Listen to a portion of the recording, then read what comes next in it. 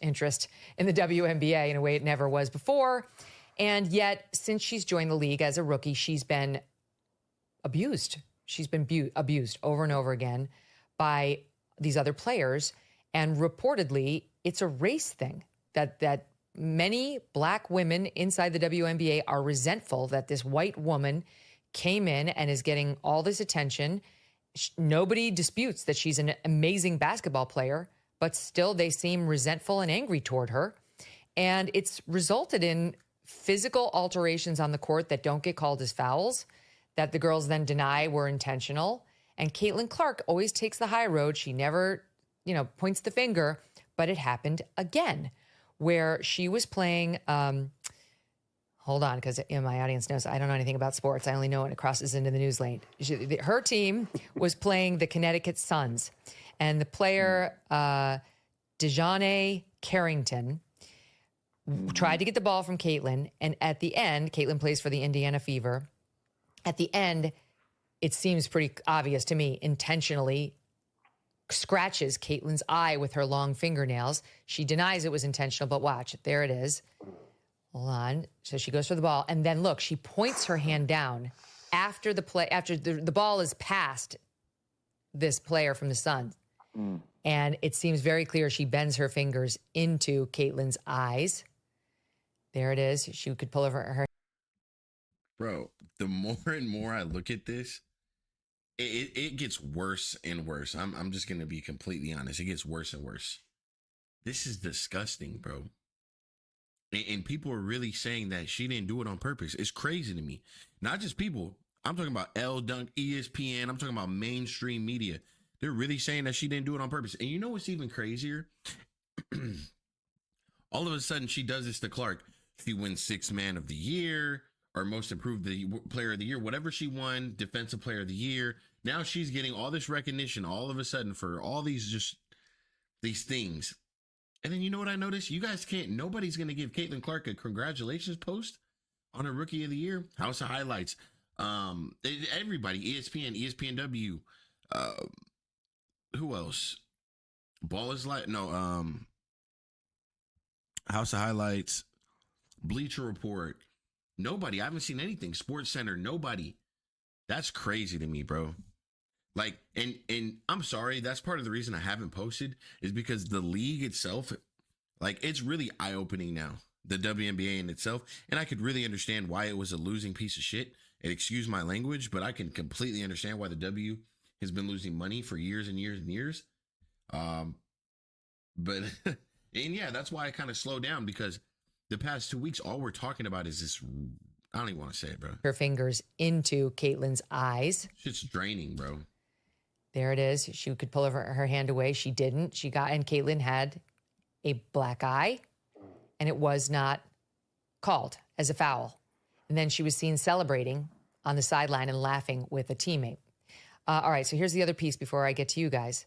USA Today columnist Christine Brennan, who covers all sorts of sports, got a moment with this Connecticut Sun player, DeJounte Carrington, and asked her about it because that's what you do as a reporter.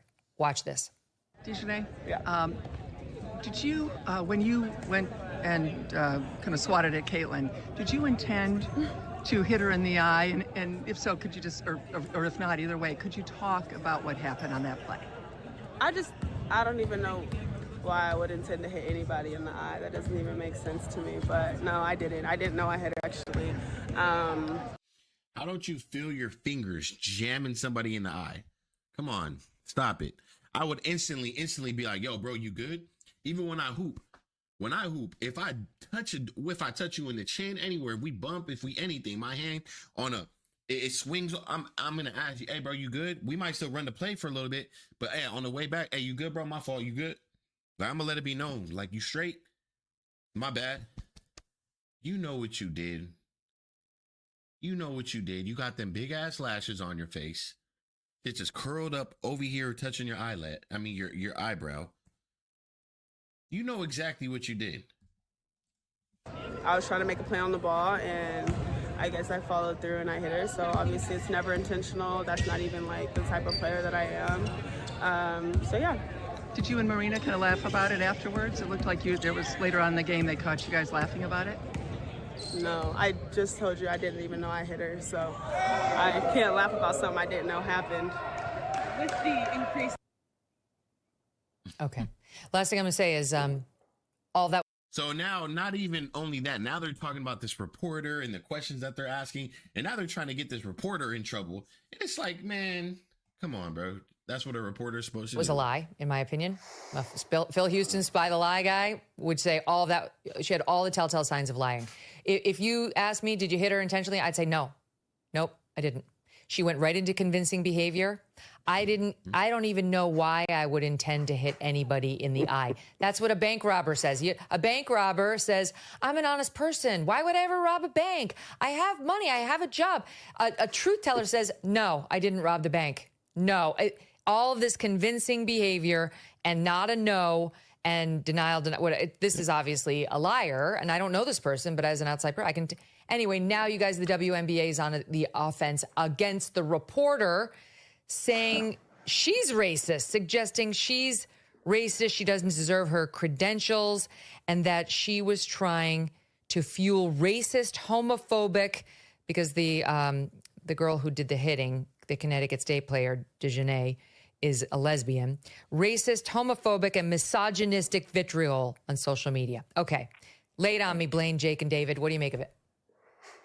Well, first off, Megan, thanks for having us. I mean, there's, so much to unpack here, but really it comes down to one main thing to me. That looked intentional, right? Typically when somebody does get hit in the face or you're trying to block something, you don't put your fingers down like that. Your hand swipes and maybe your hand makes contact with their face. We see this in basketball all the time. It's intentional foul. Somebody tries to block somebody shooting a layup and they hit them in the back of the head or on the face, and that ends up being a flagrant 1 or flagrant 2, depending on how they call it. But I don't have as much of a problem with the intentional act, because we've been watching this all year in the WNBA. It's the fact that the reporter is not allowed to ask that question, just in general, even if this was the first time. But after a series of events where we've watched all season long and into the postseason, Caitlin Clark get abused and taken out. I mean, even during timeouts, people are intentionally walking into her, bumping into her, doing things mid-play and after the play. And if you don't know, Christine Brennan's so woke, I don't know how she ever sleeps. So this isn't exactly somebody coming from the Daily Wire or Fox News. So the fact that they're attacking her just shows you the WNBA continues to drop the ball on this whole issue. They got given the greatest gift of all time, this rivalry between Angel Reese and Caitlin Clark. And you use the word vitalize because you're right. You can't revitalize something that was never vitalized, but the WNBA has totally failed in whether it's not putting her on the Olympic team, not using her in promotions, being hesitant to put her at the forefront of the league. I think the WNBA has missed a huge opportunity, and the only reason, Megan, that we're talking about it and you're talking about the WNBA is because of Caitlin Clark. Thank you. Thank you. Thank you. And I hope everybody realizes that. And he made some valid points. The WNBA has failed. They're not marketing her right. They're not putting her at the front of the marketing chain for the whole league. They're not doing anything. They're barely posing her Rookie of the Year. They're trying to overlook it with so many different things. And now going after a reporter who's been doing this for years, calling out a reporter for doing a job, asking a valid question. The only thing that the WNBA resembles right now, because of what's going on and what you guys have done to the league. Like I said, this is why I haven't been making content. I'm not going to lie, like as much as I support it, the W's no bueno. No bueno. No good. No. The W is no good. No bueno. So I'm going to be honest. I don't know how long Caitlin Clark is going to be in the W or how long she's going to last. As stated, they're pretty much able to throw her around, bully her, pretty much try to hurt her, hate on her, whatever. And there's no consequences. Nobody's going to say anything, brush under the rug. Nothing happened to Carrington. She's in the playoffs. She's good. If she stabs Caitlin Clark in the eye, she's okay. No problem. Yeah. But if Caitlin did that, it would have been a big issue. So we're going to see. This is a fail right here for the WNBA. I 100% agree. The way they're treating Caitlyn, and it's not just, it's literally the highest of the highest ups of the WNBA. The marketing team. Who is in control of the marketing team? Who is in control of the ESPNW pages? Like, where's the congratulations for Caitlyn Clark? The one who is literally holding your league together. The one who is giving you a slight chance to even be around next year or the next couple years. The one who is giving you a chance to make an expansion team. This is terrible. This is not good, bro. Caitlyn Clark has done everything she could for this league. She doesn't say anything. And this is why I keep saying fans are starting to get mad because Caitlyn Clark is so passive. She's brushing everything under the rug and she's not putting these players on blast because that's just how she is. She's not here to play the blame game and, oh, feel sorry for me and oh. Nope. She's going to get up, play basketball, say it's a basketball play and move on. That's just how Exactly she is. right. Just to put some meat on those bones, via Forbes, okay, they have the highest audience they've seen in 24 seasons in the WNBA games. Televised games with Caitlyn Clark's Indiana Fever averaged 1.18 million viewers compared to 394,000 for all other games. There were a record 22 games that averaged over 1 million viewers, 19 of which involved Caitlyn. So, I mean, you'd think they'd be saying That stat alone, you should understand how important Caitlyn Clark is. For those people who keep saying, oh, Angel Reid did that. Nah. The WNBA has been around. Don't forget about the veterans. The veterans haven't done anything as far as moving the needle in a business aspect. People seem to forget that this is a business. The business. 94,000 for all other games. There were a record 22 games that averaged over 1 million viewers, 19 of which involved Caitlyn. So, I mean, you'd think they'd be saying thank you. They're not saying thank you, yeah. Blaine. And yeah, they're not saying thank you. They're almost wishing that her fans were not here. They almost want to eliminate her fans. They almost want to get rid of her fans and trying to state that, oh, her fans are racist. Caitlyn Clark and Indiana Fever are racist. Oh, people are saying, oh, Kelsey Mitchell needs to get out of that racist city because she deserved to be the star of the show. Kelsey Mitchell, she was here 6 years prior to Caitlyn Clark being here. What happened? Where was she at? So everybody's trying to make this excuse and make it seem like Caitlyn Clark has not changed this team or an organization and WNBA league around to the slightest bit. And then you treat her like absolute shit. It's crazy. No, they're not, which is surprising to me. We have to really see what the WNBA organization is about and who they are and what they want to do. To me, this is controlling free speech. This is what it is. You can get up there, whether you're Caitlyn Clark or whoever you want to be, and pander to whatever they want you to say, but I promise you, it will never be good enough. And one way to control culture, right, is it's through sports and controlling speech. So they will push this and kick this down the road as long as they have to until they can control what is said there from reporters, what is said on X, from Twitter, from Elon Musk, until they can control every little thing. This kind of reminds me of Eminem when he got into the rap game. Right? You can talk all you want, you can do this, but sooner or later you have to respect somebody's game. And the way Caitlyn Clark plays basketball has to be respected. And sooner or later, the dam is going to break. In the WNBA, what matters more, money or your feelings? Because we can look around the league and see the same thing. Luka Doncic dominating the NBA. Say what you want, but they respect him. There's no respect to Caitlyn Clark, and it is blowing my mind. And sooner or later, it's going to cost the WNBA everything. That's what I'm trying to say. These guys right here, spot on so far. Okay, I like it. Spot on. I don't think they understand. Keep on fucking around. Let me not be so. Let me be a little bit. You know what I mean? Keep on messing around. Watch this league tank.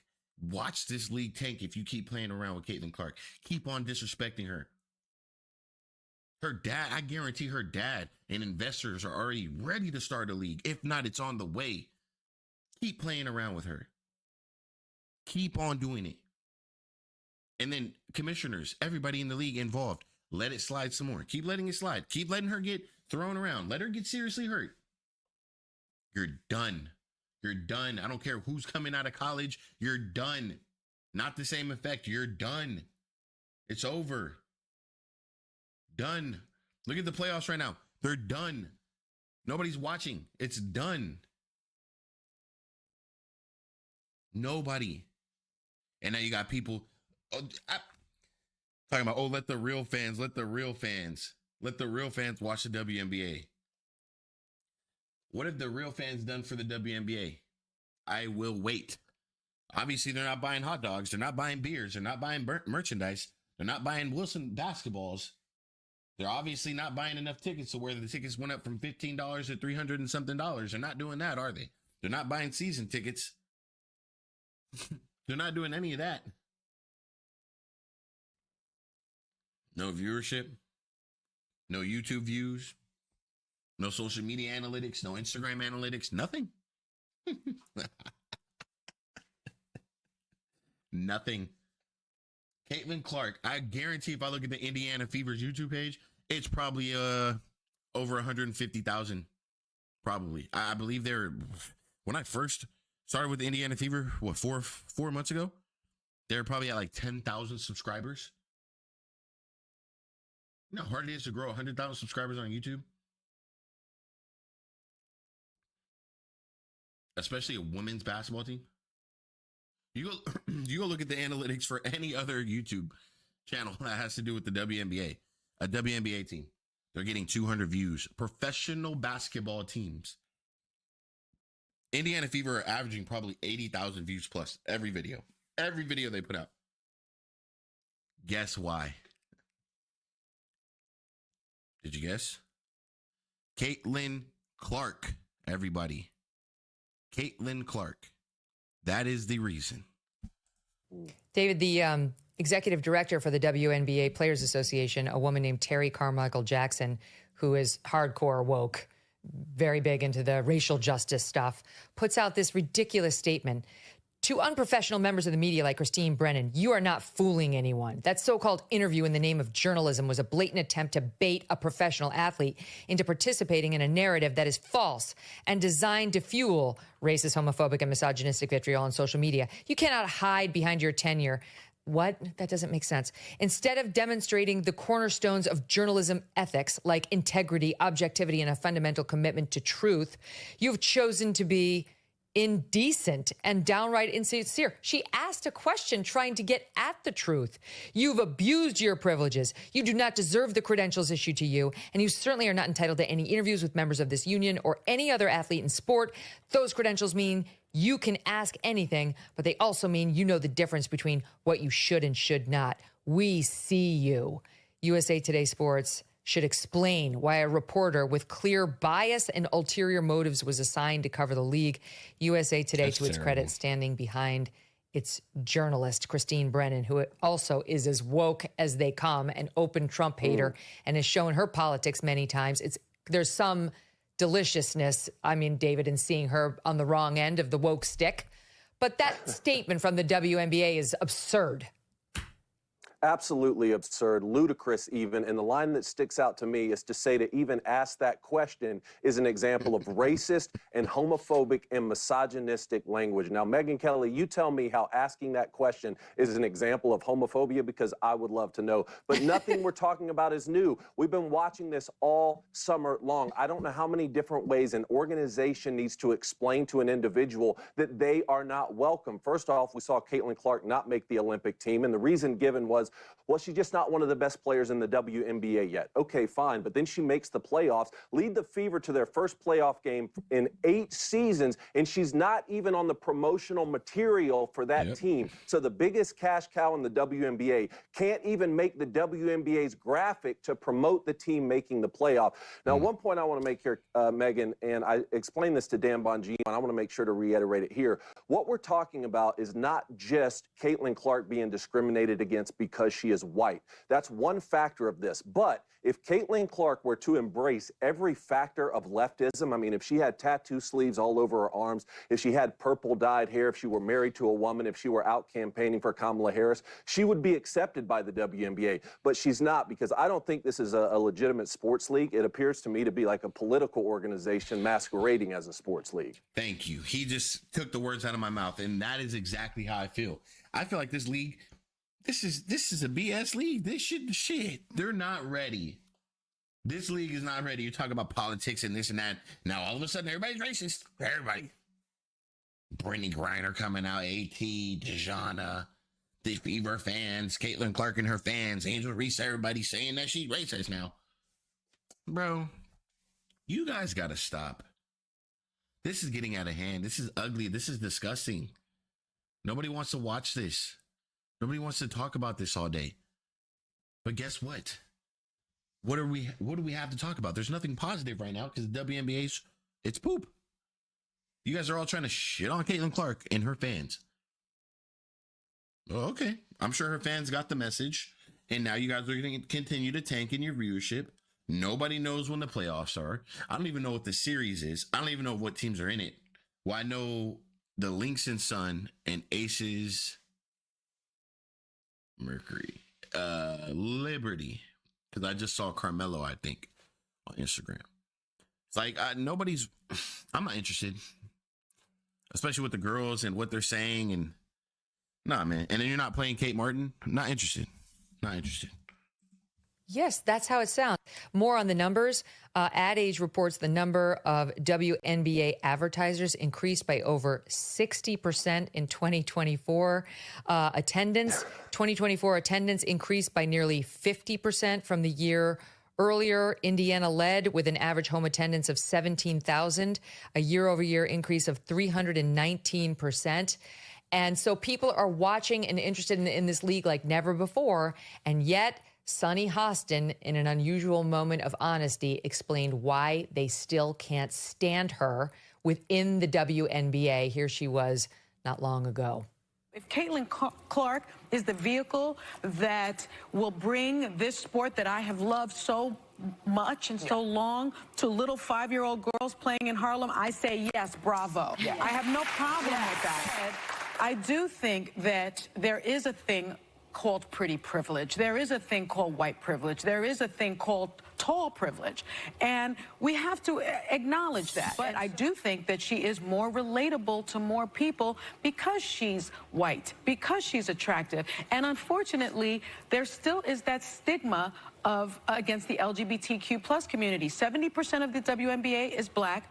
A third of the players are in the LGBTQ plus community. I think that people have a problem with basketball playing women that are lesbians. Who cares? They are great athletes. Well, you see? Okay, so we're going to make it normal for young girls who are going to look up to these girls like Caitlin Clark.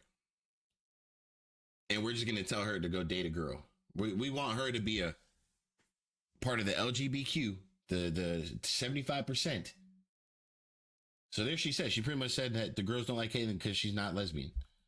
So this is what we want to promote to little girls growing up who idolize Caitlin Clark. Aw, what a fucking joke, bro. The people weren't going, Jake, joke. Because they were homophobic, racist. Mind-blowing, bro. That's why the other girls resent Caitlin getting attention because she's not black or a lesbian. Sonny literally had a great point and should have just stopped. But you can't make that point without having to back up something to make it seem like, well, you're not going all in on, I'm all in on Caitlin Clark. Like, you can't just say the truth and then stop. This is crazy, man. Crazy topic, man. Everything that these dudes are talking about, I mean, this is just spot on. And I'm telling you, this is part of the reason you haven't seen me for a couple days. I don't know about this league anymore. I swear to you, I don't. It's embarrassing.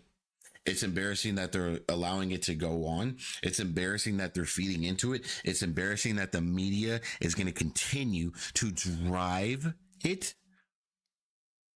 Because all of a sudden, AT says it's blasted everywhere. Oh, it's racist. I've never incurred in my 14 years of playing here. I've never been called racist names and slurs before. You're probably not that impactful if you've never had anybody say some shit in your DMs or anything. You're probably not that person. You're probably not. Because if you've made it this far in your career in the W and you've never gotten any racist or any type of comments or hate comments towards you, you're not that good or important. Sorry, because I'm sure if you go to Caitlin Clark's page, it's all over. If you go to Angel Reese, it's all over. You go to Asia Wilson, it's probably all over. LeBron, Curry, it's probably all over. Russell Westbrook, all over. They're not talking about you. You're not popping. You're not doing some shit right. That's the truth. But as stated, man, I really don't know about this league. It's something that we really need to consider, and it's something that the fans are honestly starting to turn away from.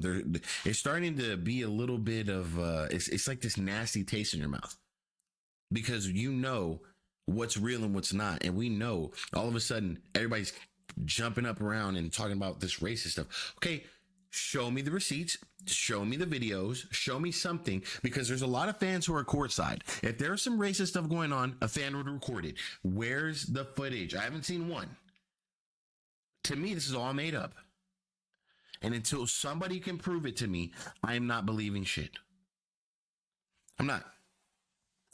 So look, man, I'm going to end the show there. I appreciate you guys. If you guys made it this far, I really, really need you guys to do something for me, right? I know you guys rock with me, and I rock with you guys as well. As I stated, there's been some things going on with YouTube and my channels. A lot of you guys have already mentioned on my channel before, about a month ago. You guys aren't seeing my videos, notifications, things like that.